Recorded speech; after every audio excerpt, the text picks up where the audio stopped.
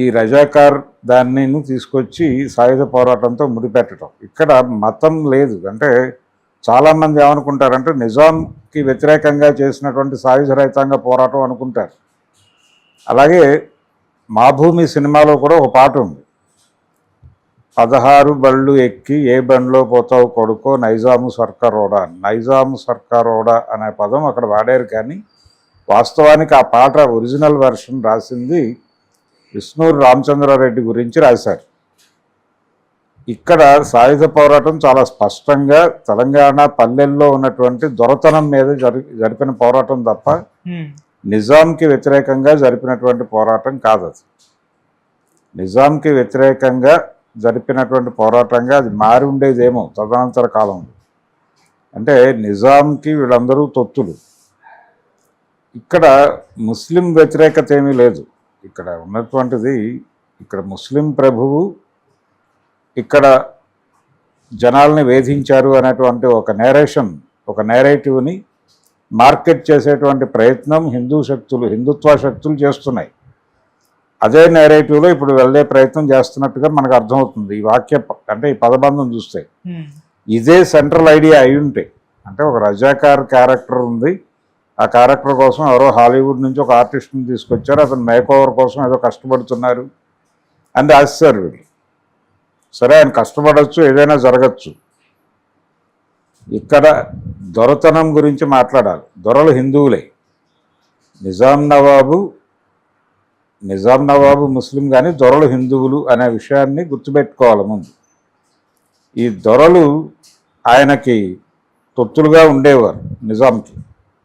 నిజాంకి తొత్తులుగా ఉండి దేశ్ముఖులు, ప్రముఖులు, పటేళ్ళు, పట్వారీలు ఈ వ్యవస్థే నడిపింది. వీళ్ళందరూ కూడా ఆయనకి హుజూర్ అంటూనే మధ్యలో వీళ్ళ పద్ధతుల్లో వీళ్ళు వ్యవహరించేవారు. ఒక నవలలో ఒక సీన్ ఉంటుంది, దాశరథి రంగాచార్య గారు రాసిన సీను. ఒక దొర కమ్యూనిస్టులు చేసినటువంటి సాయుధ పోరాటానికి భయపడి ఊరు వదిలి పారిపోతాడు, హైదరాబాద్ వచ్చేస్తాడు. హైదరాబాద్ వచ్చేసి ఇక్కడ పోలీస్ యాక్షన్ ఆపరేషన్ పోలో పేరుతో నిజాంని లొంగ తీసుకున్న తర్వాత పటేల్ సైన్యాల మద్దతుతో ఇక్కడ కాంగ్రెస్ టోపీ పెట్టుకుని దొరలు తిరిగి ఊళ్ళకి చేరారు.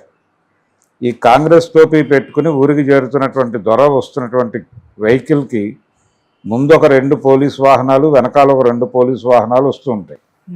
ఈ పోలీస్ వాహనాలు చూసుకుంటూ ఆ దొర చెప్పే డైలాగ్, ఇంత ప్రొటెక్షన్ ఇచ్చారు నాకు కాంగ్రెస్ ప్రభుత్వం, ఇదే ప్రొటెక్షన్ ఆ రోజుల్లో నిజాం నవాబ్ ఇచ్చుంటే నేను అసలు ఊరు వదిలి వెళ్ళే పరిస్థితే వచ్చేది కాదు అంటాడు. ఇది చాలా కీలకమైన సీన్. అంటే నిజాం నవాబ్ కంటే కూడా కాంగ్రెస్ ప్రభుత్వం వచ్చాక దొరలకి విపరీతమైనటువంటి గౌరవం దక్కింది. కాంగ్రెస్ ప్రభుత్వాలు వచ్చాకే దొరలందరూ కూడా రాజకీయాల్లో ప్రవేశించారు. వాళ్ళందరూ రకరకాలుగా పదవులు అనుభవించారు.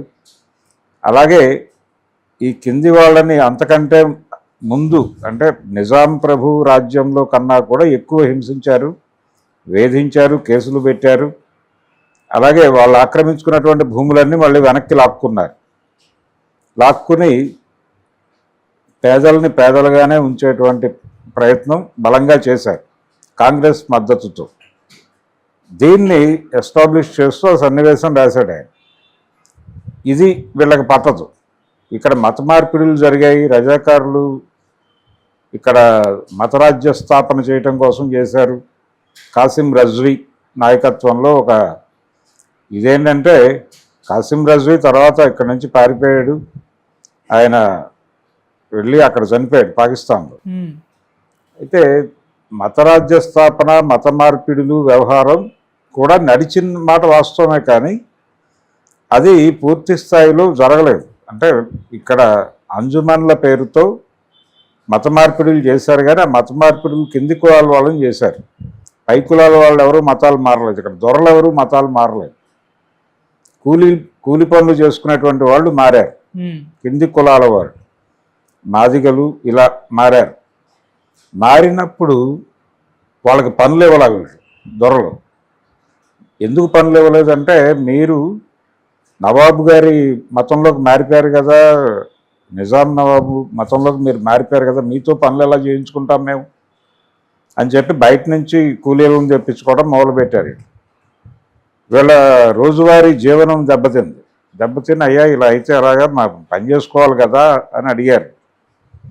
అయితే మళ్ళీ మీరు హిందూ మతంలోకి వచ్చి కులంగా మారిపోతాయి, అప్పుడు మీకు పనులు ఇస్తామని చెప్పారు.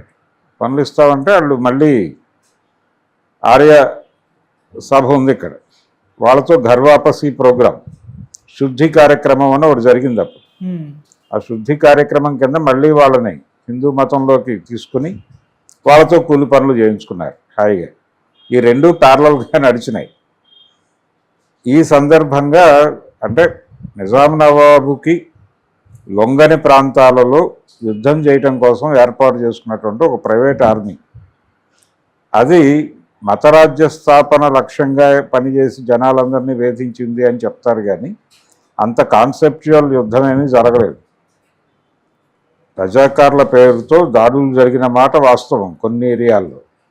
అది కూడా టార్గెట్ చేసి ఎక్కడైతే నిరసనలు ఉన్నాయో అక్కడ అణిచివేత కోసం ఏర్పాటు చేసుకున్న ఒక ప్రైవేట్ ఆర్మీ మాత్రమే అది.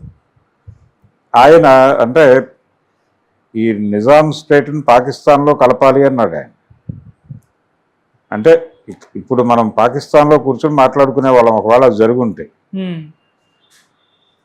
పాకిస్తాన్లో కలపాలి అనే నిజాం అనటం వెనకాల కాసిం రజ్వీ ఇన్ఫ్లుయెన్స్ ఉంది, తన ప్రోద్బలం ఉంది. ఆయన ఆ మాట అన్నాడు. తర్వాత ఆ మాట అన్నందుకే ఇక్కడికి పోలీస్ యాక్షన్ జరిగింది. అప్పుడు పటేలు సైన్యాలని పంపించి లొంగ తీసుకోవటం అనే ప్రోగ్రాం నడిచింది. ఈయన సరెండర్ అయ్యాడు.